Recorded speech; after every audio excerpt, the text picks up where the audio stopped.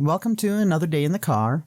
I'm JuleZ, and today I decided to check into the California foster care system and the adoption of foster children in California.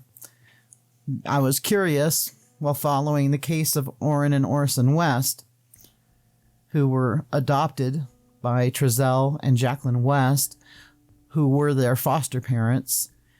And the boys were born Cincere and Classic, and they were adopted in 2019.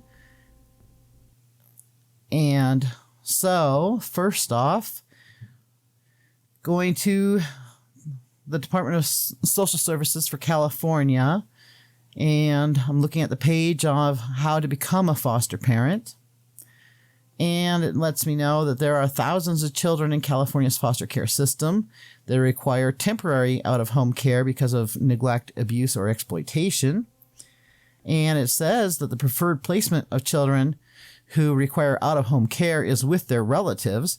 So I'm very curious as to why Cincere and Classic were not placed with their family, because I've been told that their family members wanted to take them in, and instead they were put into this foster care system and then adopted by the Wests. So it says if a home with relatives is not a possibility, foster parents and other caretakers provide a supportive and stable environment for the children. So for some reason it was decided that they couldn't be placed with family. And it says in most cases the foster parents and the care providers work with social services staff to reunite the child with birth parents.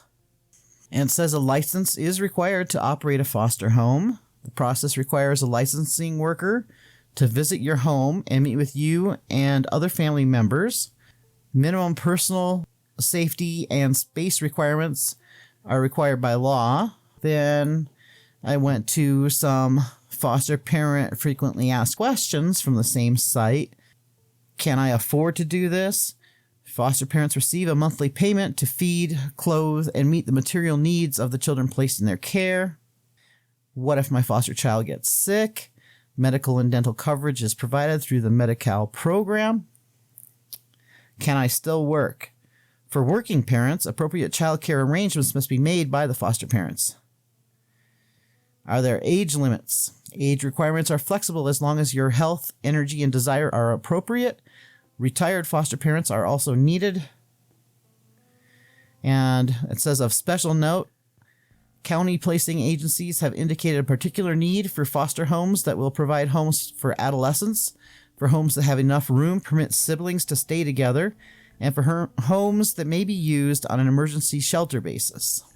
Then I went to look specifically at Kern County, Kern County's foster care, and it's a website called Kern Bridges Youth Homes Where Children Thrive. And resource parent initial qualifications. In order to qualify for home approval, a family must meet the following conditions: be at least 21 years of age or older, live within 50 miles of Bakersfield, possess a valid California driver's license, possess an automobile in good mechanical condition, possess automobile insurance with at least minimum limits, have no convictions other than minor traffic violations, but then it has a note saying individuals not meeting the qualifications may qualify through an exemption. Be able to support a child for up to 45 days after initial placement, and you can be single or married.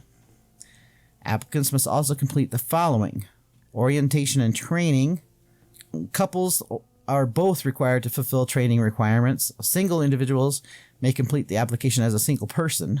Applicants must attend orientation, complete an 18-hour training program, complete first aid and CPR course, and complete a water safety certification course.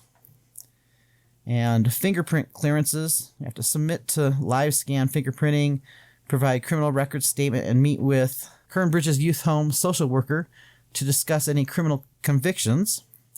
All persons living in the home who are 18 years of age or older must be fingerprinted.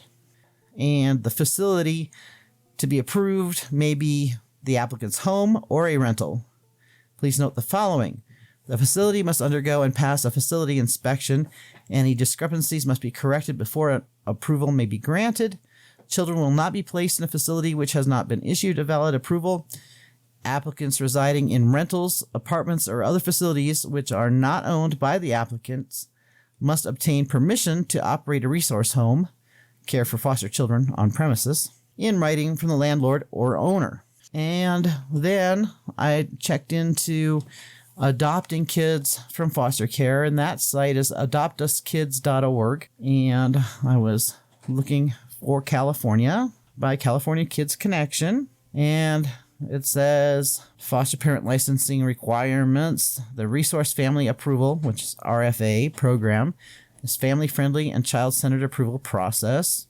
Once caregivers are approved resource families, they will not have to undergo any additional approval or licensure if they choose to adopt or be appointed a guardian for a child in foster care. Basic requirements and qualifications include that the applicant be at least 18 years of age. For the state of California, to be a foster parent, you need to be 18. The applicant must attend orientation, submit an application packet, followed by pre-approval training, become certified in CPR and first aid. And RFA will include a comprehensive psychosocial assessment and a home safety inspection. Upon meeting those requirements, the applicants will be approved as a resource family. And then adoption licensing requirements. Adoptive parents complete forms on their criminal and employment backgrounds, among other paperwork. Home study process also includes an interview to ascertain whether the potential parents are prepared for adoption. Some of the issues covered in the home study include: is the house clean and safe? Is there room for the child? If the applicants are married, how long have they been married? You don't have to be married to adopt. If people are adopting as a couple, are both people eager to adopt? Do the applicants have any experience with children? Can they afford to have the child? The goal of the interview and examination process is not to make sure the applicants have a lot of money, a big house, or a great deal of education.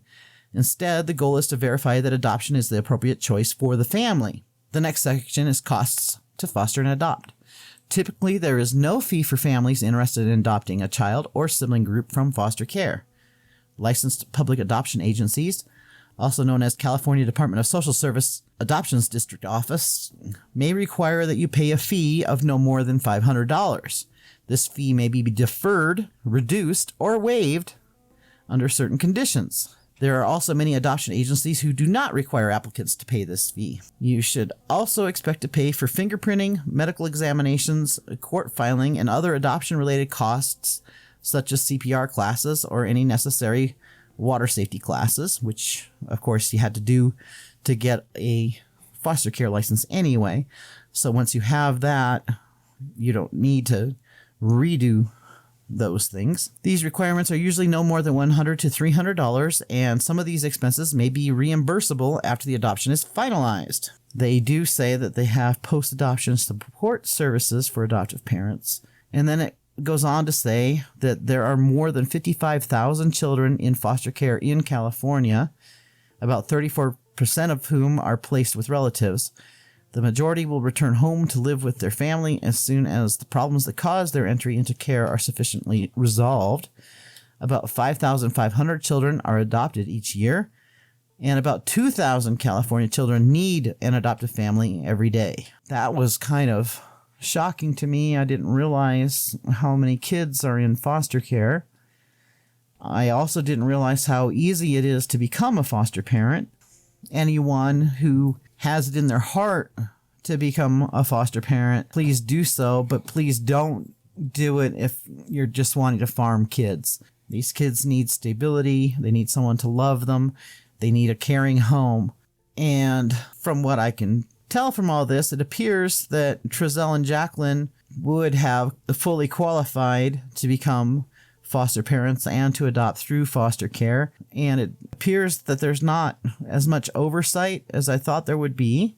So these are kind of scary times. Please comment and let me know what you're thinking on all this. Thank you for watching Another Day in the Car with JuleZ.